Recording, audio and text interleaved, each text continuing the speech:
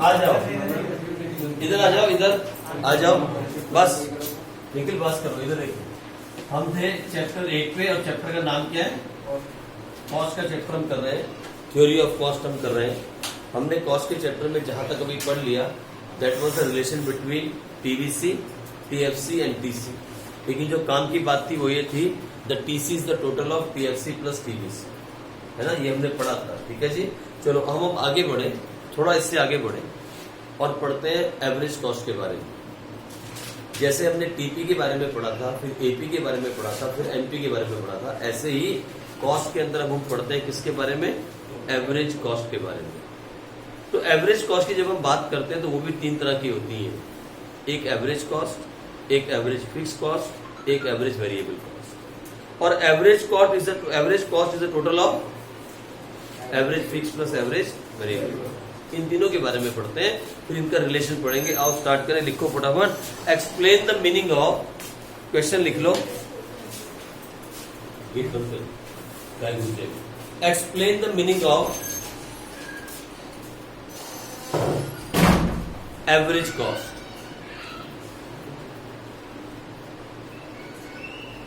तो अब हम पढ़ेंगे एवरेज कॉस्ट, जिसे हम एसी बोलते हैं, एसी। अरे सुनो यार, काम की बात है, बातें नहीं। एवरेज कॉस्ट बोलो या एवरेज टोटल कॉस्ट बोलो, एक ही बात है, सेम। एक तो इसके बारे में पढ़ेंगे, explain the meaning of average cost, फिर लिखो कॉमा डाल के average fix cost, average fix cost, फिर पढ़ेंगे हम एवरेज वेरिएबल कॉस्ट। तीन के बारे में हम पढ़ने वाले हैं, average cost, average fix cost and average. पहले क्या पढ़ा? Total cost, total fix cost, total. अब चलो लिखो फिर जल्दी से। It is the per unit, it is average cost, it is the per unit total cost of production.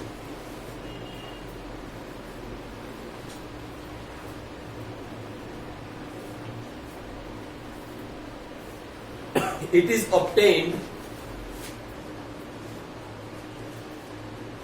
obtained by dividing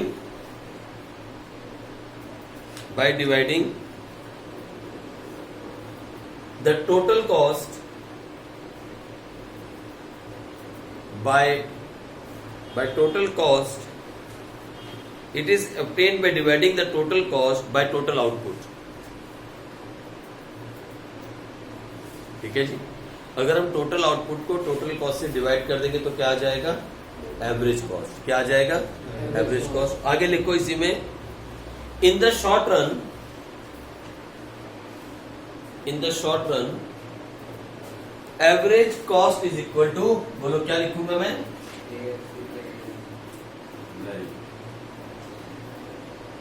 in the short run average cost is equal to average fix cost plus average variable cost. ठीक है जी, चलो आगे लिखो।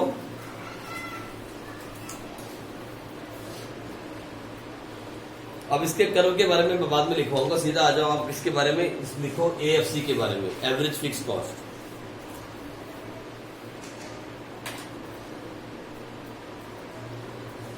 AFC refers to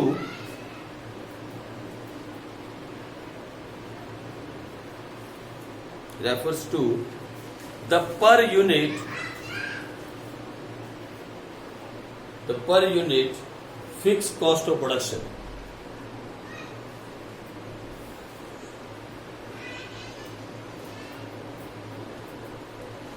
It is further explained, it can be calculated, ऐसे छोड़ो लिखो, it can be calculated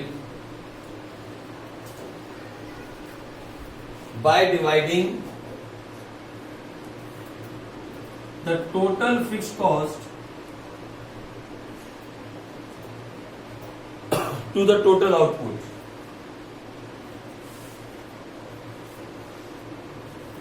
So AFC is equal to TFC divided by total output, this total production. ऐसे आप इसको निकाल सकते हैं। ठीक है जी, AFC is equal to TFC upon total output. Fine, ये इसका एक फॉर्मूला है। और दूसरी तरह से घुमा सकते हो इसको, अगर TFC निकालना हो ये और ये गिवन हो तो क्या करोगे, मल्टीप्लाई करके निकाल लोगे। याद रखना, फॉर्मूला बना सकते हो आगे भी इसको। तो AFC is equal to TFC upon total output. ठीक है, लिखो लेट अस एक्सप्लेन AFC, हाँ इसी में लिखो let us explain AFC with schedule and diagram. आ जाओ, सबसे पहले लिखो आउटपुट, आउटपुट, और ये हमारे पास है जीरो से कहां तक लिया था हमने, जीरो से कहां तक लिया था, 8 तक। 1 2 3 4 5 6 7 8। ओके, और फिर लिखो TFC। बोलो TFC कितना आएगा यहाँ पे, हमने TFC कितना लिया था, तो अगली बारे में कितना आएगा, फिर क्यों कांस्टेंट रहता है, बदलता ही। फिर आप क्या निकाल लोगे इसकी हेल्प से, AFC निकाल लोगे आप, निकालो AFC। पहले वाले में क्या आएगा, 0 आएगा। दूसरे वाले में, तीसरे वाले में, चौथे वाले में,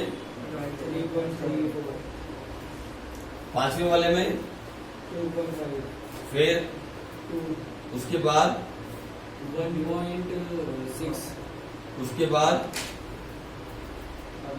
उसके बाद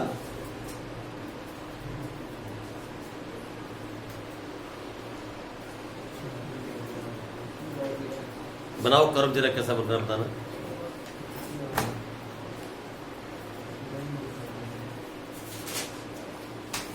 अच्छा एक बात नोट की अपनी AFC के बारे में, क्या नोट की बताओ AFC के बारे में, कॉन्टिन्यूसली फॉल कर रहा है, मतलब AFC एक भी बार उठा नहीं, गिरना शुरू हुआ तो लगातार गिर रहा है। कहीं ऐसा नहीं आया कि इंक्रीजिंग एट डिक्रीजिंग रेट या ये वाला रेट, कुछ नहीं। ये देखो 10 5 3 2 2 1 लगातार गिर रहा है।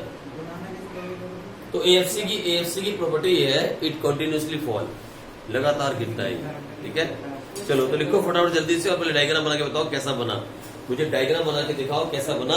मैं बताता हूँ कुछ ऐसा सा बनेगा, देखना आप, कुछ ऐसा सा बनेगा।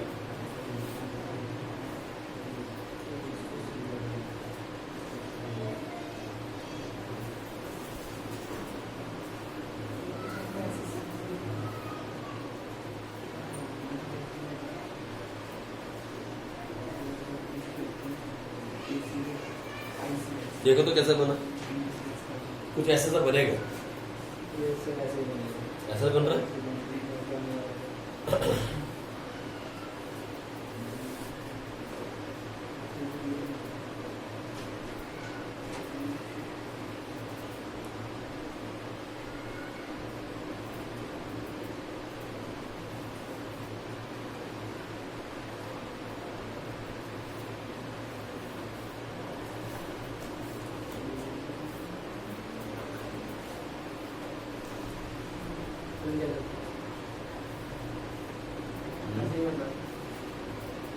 ऐसे बन आगे सेम है, ऐसे से आ रहा ना। इसे पता क्या बोलते हैं, कौन सा कर्व है ये, है 10th क्लास में पढ़ा था एक बार। इसे बोलते हैं रेक्टेंगुलर हाइपरबोला, लिख लो। It is called the shape of AFC is rectangular hyperbola. अगर आपने नहीं पढ़ा तो 10th क्लास का सेकंड चैप्टर एक बार दोबारा से देख सकते हो घर जाके, मैथ्स का पहली एक्सरसाइज। इसे क्या बोलते हैं, rectangular hyperbola. This is called rectangular. कोई आपसे पूछ ले what is the shape of AFC तो क्या बोलोगे, rectangular hyperbola.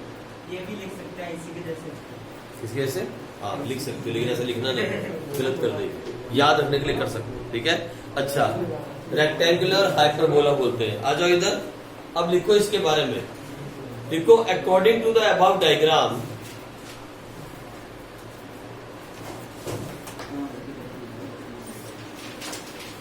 according to the above diagram, we see that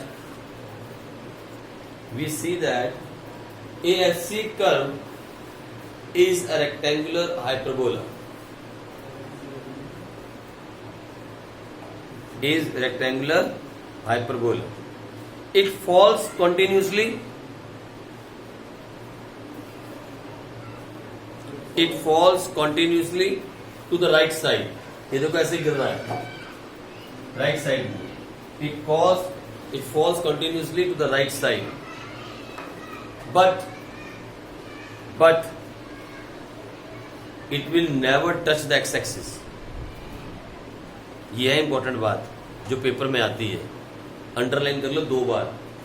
but it will never, सुन लो मेरी बात इधर, अगर ये गलती से ऐसे कर दिया ना तुमने, ये वाला काम जीरो कर देगी, जीरो कभी टच नहीं करता ये. It will never touch x axis. इसका मतलब क्या था सर नेवर टच का? मतलब ये AFC will never be zero.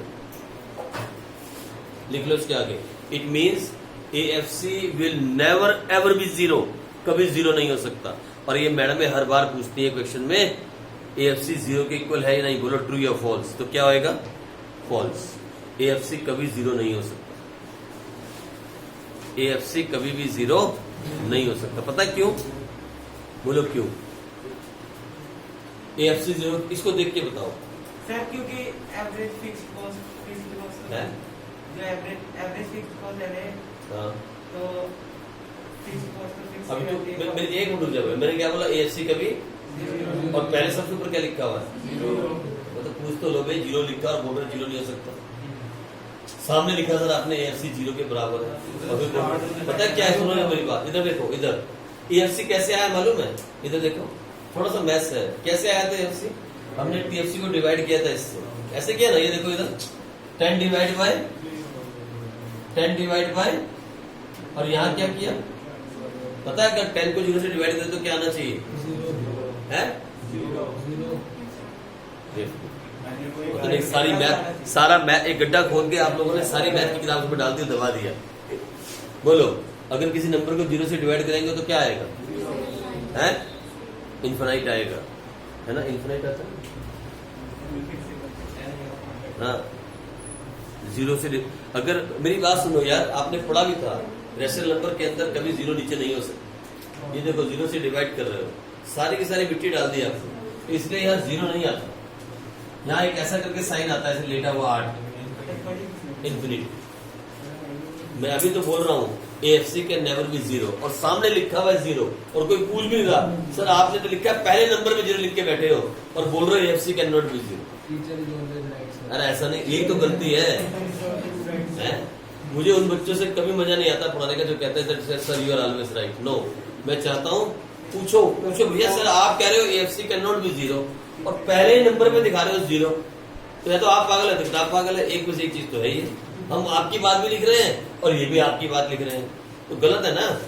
इसका मतलब ये था कि यहाँ 0 नहीं आएगा. बस मैं ये देखना चाहता था कि आपने सारा ये सब डिवाइड से आया. देखो 10 डिवाइड बाय किया ना डिवाइड, फिर 10 डिवाइड बाय, फिर 10 डिवाइड बाय कैसे आया AFC डिवाइड बाय आउटपुट. तो फिर 10 को 0 से डिवाइड करोगे तो क्या आएगा? इन्फिनिटी आएगा. ठीक है चलो 0 नहीं आएगा. AFC can not be zero, मतलब AFC कभी इसको टच नहीं करेगा, कभी भी एक्स एक्सिस को टच नहीं करेगा. फाइन. अभी कभी भी मैडम के पेपर में ऐसा करती हैं, कोई जानबूझ के ऐसा छोटा सा बनाती हैं और यहाँ लिखती है AFC, बोले कि राइट डायग्राम के रॉन्ग डायग्राम. बच्चे के शेप तो वही है rectangle hyperbola. Right, first question गलत, एक नंबर चला गया. ये रॉन्ग है. It will never touch x axis, मतलब 0 कभी भी नहीं होगा. ठीक है जी, ये गलत है, ऐसा कभी नहीं होगा. फाइन, चलो आगे बढ़ जाओ, बहुत हो गया. आगे बढ़ो. Average variable cost. Average variable cost.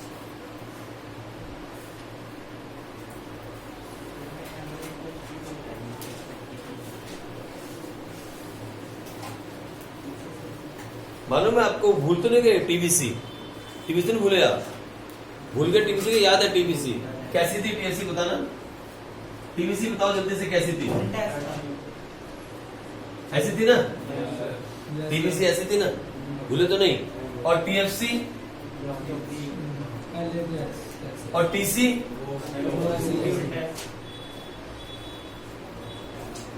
भूले तो नहीं ना आप? पीवीसी की कितनी शेप थी, कितने फेस थे? कौन कौन से? पहला वाला और दूसरा? भूले तो नहीं ना? चलो तो अब एबीसी के बारे में पढ़ते हैं। आ जाओ पढ़ो एबीसी। लिखो average variable cost. It refers to the per unit variable cost of production.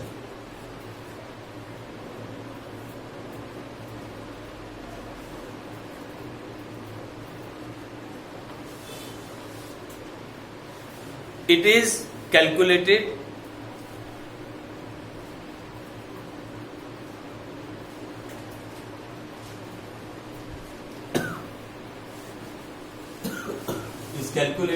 by dividing TVC to the total output.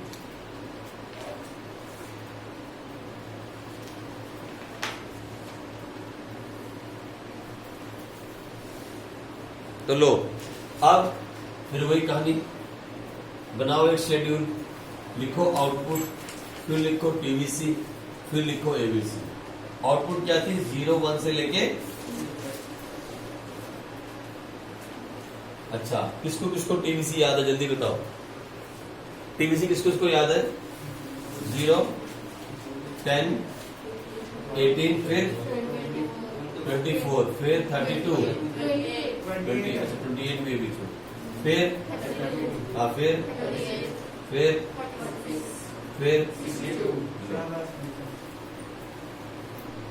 निकाल लोगे एबीसी?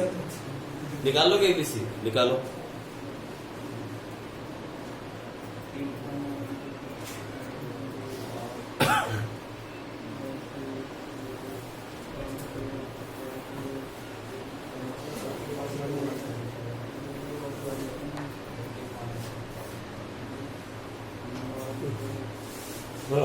अब ये 0 आएगा, डरना मत। ओके, उसके बाद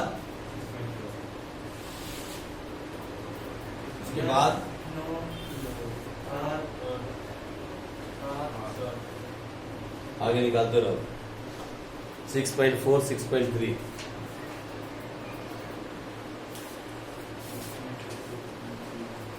6.5 और उसके बाद ऐसे कुछ आ रहा है।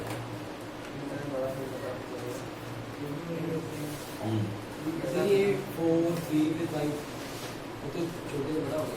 हाँ तो होने दो ना, हम क्या कर रहे हैं? तो हमने कुछ किया ही नहीं, ये तो जैसा चल रही है वही है, मैं तो कुछ चेंज नहीं किया ना। ये तो डिपेंड इस पे कर रही है, टीवीसी पे। ठीक है, इसका कर्व बनाओ, इसका कर्व बना के देखो क्या बनता है।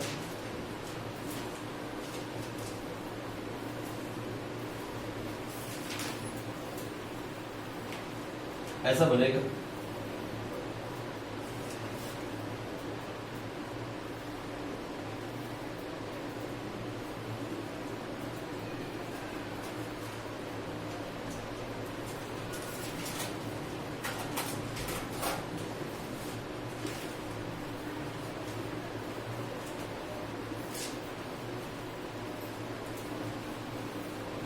इकोनॉमिक्स के अंदर ये कंप्लीट कर्व है। जब आपने कर्व का नाम दे दिया, एक्स एक्सिस दे दिया, यहाँ पे मार्किंग कर दी, यहाँ पे मार्किंग कर दी, यहाँ वाई एक्सिस दे दी, ये कंप्लीट है। इसमें से किसी भी एक चीज के डिस्क्रिमिनेंट नंबर काट सकती है। अगर आपने मान लो यहाँ नहीं लिखा ना यूनिट्स, तो उसके हाथ में एक नंबर है, काट सकती है। चाहे तो छोड़ भी सकती है, लेकिन बोर्ड में तो काट ही देगा ना। इसलिए प्रैक्टिस करो बोर्ड के हिसाब से। ठीक है, अब मैं आपको बताऊं, अगला साल जो है ना, सुनो मेरी बात, अगला साल नेक्स्ट ईयर जो है ना बोर्ड का बहुत हार्ड होने वाला है। पता है क्यों? इस साल एक तो आपको पढ़ने की आदत छूट गई, और दूसरा इस साल पेपर बहुत आसान आएगा। सारा सिलेबस तो कट गया इस साल, अगले साल पूरा सिलेबस आएगा, क्योंकि दवाई आ जाएगी ना कोरोना की, तो पूरा सिलेबस आएगा। Next year 12th class hard होगी, इसलिए अच्छे से पढ़ाई करो। यही बना। तो कौन सी शेप है ये? U shape. कौन सी शेप है? You shape. इसे यू शेप का भाई, वो कौन सा था? Rectangular hyperbola. ये कौन सा है? ये कौन सा है? यू शेप। ठीक है, चलो आ जाओ।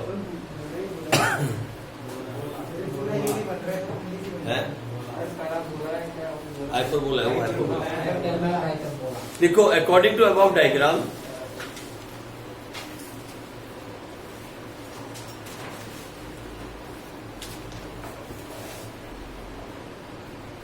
ABC कर्व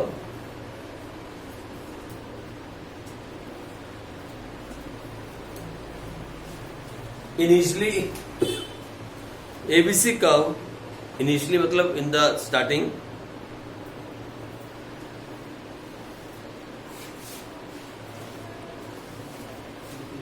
falls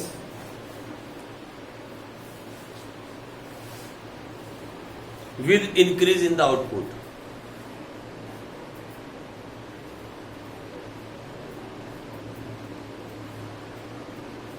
देख रहे हैं आप एबीसी कर्व जो है इनिशियली फॉल्स मतलब एवरेज वेरिएबल कॉस्ट जो है वो गिर रही है। कैसे? जैसे जैसे आउटपुट बढ़ रही है।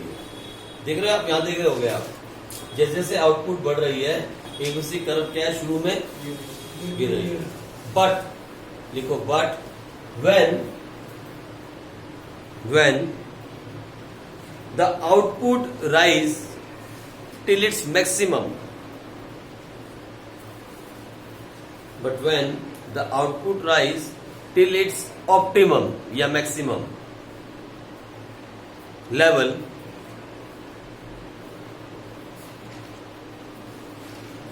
क्या हो रहा है बताओ? ABC also start rising. ABC also start rising.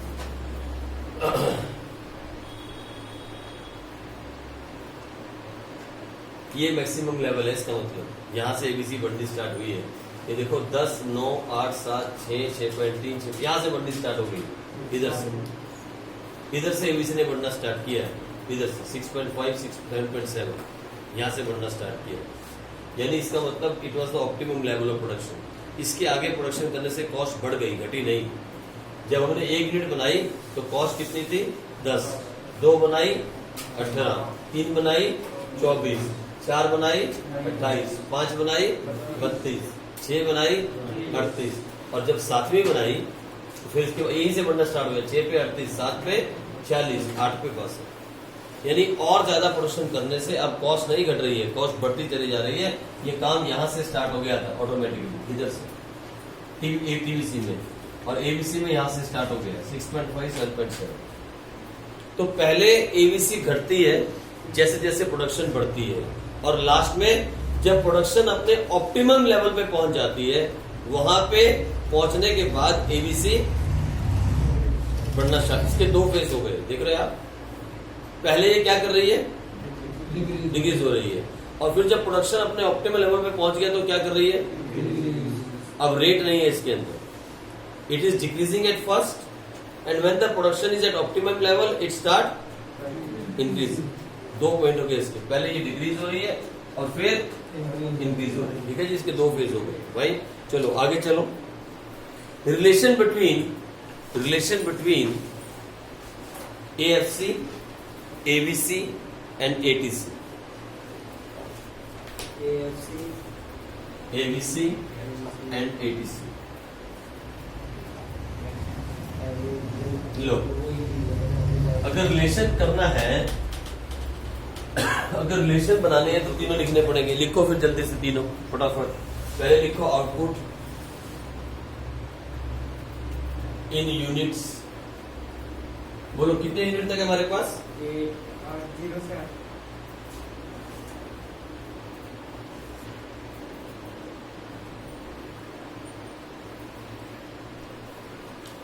फिर AFC, फिर ABC और फिर AC। चलो AFC क्या आया था, याद है किसी को? पीछे देख लो, ये तो छोड़ दो पहला वाला।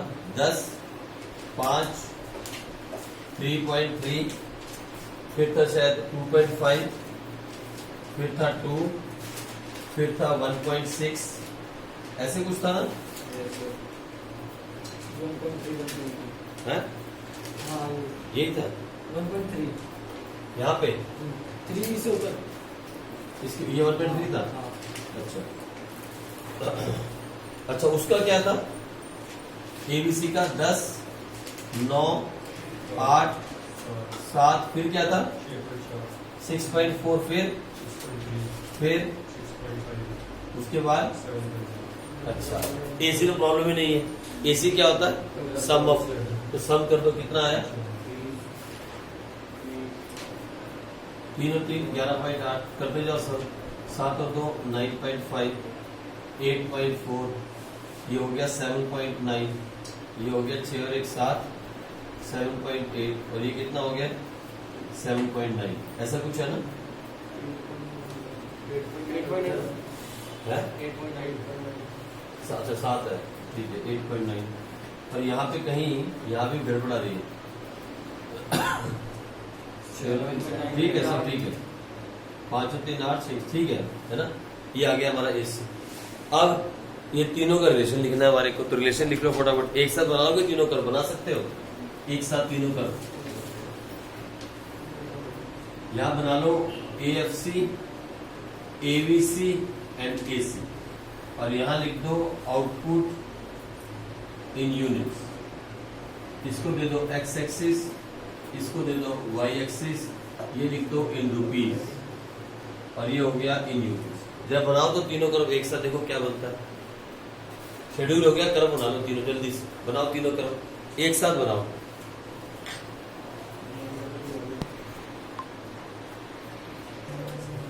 हाँ बिल्कुल उनके बीच में डिस्टेंस घटता जाएगा कि इंटरसेक्ट नहीं करेंगे। ये लो आ जाओ, पहला लिखो रिलेशन नंबर 1। आधा मैं बोलूंगा आधा आप बोलोगे, ठीक है।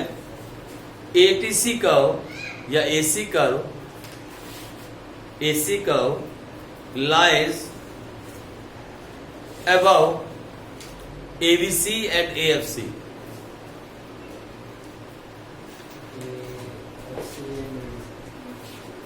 Reason because AC is the summation of AFC plus AVC. हो गया पहला रिलेशन। ये इन दोनों के ऊपर क्यों है मालूम है इन दोनों के ऊपर क्यों है, क्योंकि इन दोनों का समीशन है। फाइन, चलो आगे आ जाओ सेकंड नंबर पे। ATC curve and AVC curve both are ATC curve and AVC curve both are U shape। second relation both are U shape, दिख रहा है ना सामने, दोनों U shape में है। वेरी गुड, आ जाओ तीसरा। as the output increase the vertical distance between ATC and AVC, distance between ATC and AVC goes on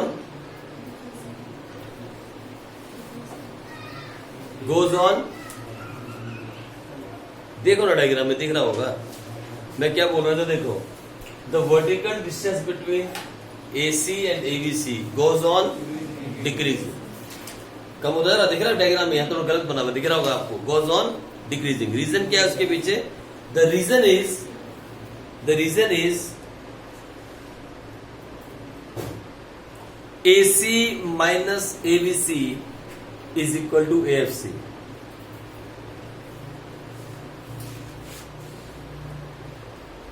लिखो the reason is AC minus AVC is equal to AFC। वो कुछ नहीं किया मैंने, फॉर्मूला चेंज किया और कुछ नहीं। फॉर्मूला क्या था?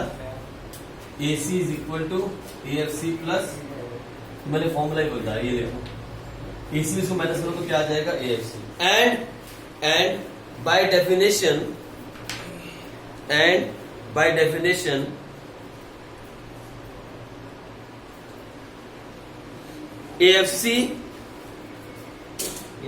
AFC goes on decreasing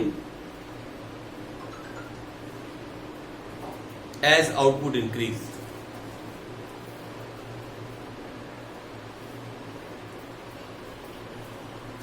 अच्छा, एक और लिखो इसके बीच में relation. AC and ABC curve, AC and ABC curve never intersect each other.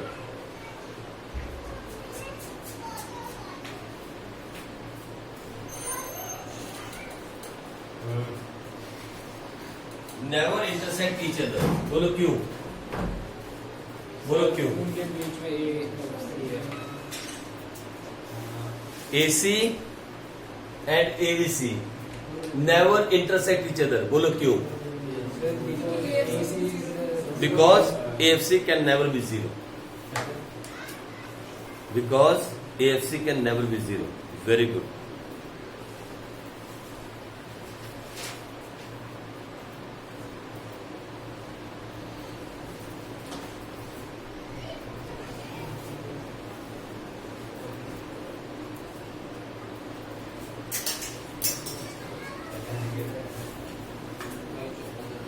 देखो द मैक्सिमम पॉइंट या the maximum point of the ABC curve, ये इसका मैक्सिमम पॉइंट हो गया और ये इसका मैक्सिमम पॉइंट हो गया। इसको नाम दे दो ए, इसको नाम दे दो B. The maximum point of ABC curve is lies to the left of the maximum point of AC curve.